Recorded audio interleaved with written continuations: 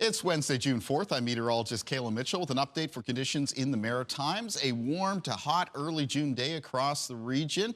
Not much in the way of cloud cover, but there is a thin high haze present over the region. You can see that here showing up on satellite imagery, that thin film of gray. That is wildfire smoke.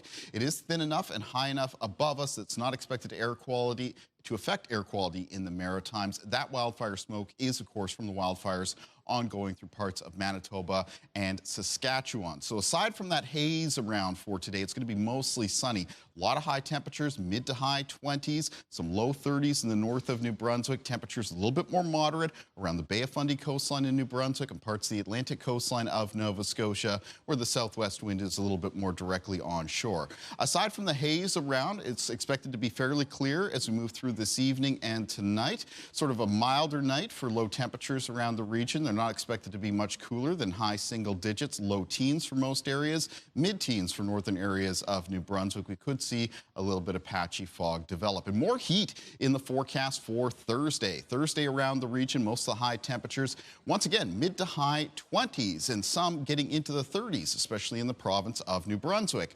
Though in New Brunswick, Thursday afternoon into evening, the hotter temperatures are going to be accompanied by a risk of some thunderstorms. There's going to be greater availability for energy in the atmosphere present tomorrow in the northwest of New Brunswick to fuel thunderstorms, and all we need is something to come along and trigger them, and that is going to be with a weak weather front moving in from the west. Now, the period of time during the day tomorrow, these thunderstorms are expected to develop. It's going to start by around the mid to late afternoon hours and carry on through the evening. And again, it's at northwestern half of New Brunswick that has the highest chance of those thunderstorms developing, basically from Macadam, so western parts of the province through Fredericton, Miramichi, up towards the north and back towards the northwest. Now, with any thunderstorms that do develop on Thursday, the highest risks with them, aside from lightning, which is dangerous at any time, include the potential for some locally strong wind gusts and the potential for some downpours. Some small hail is also possible.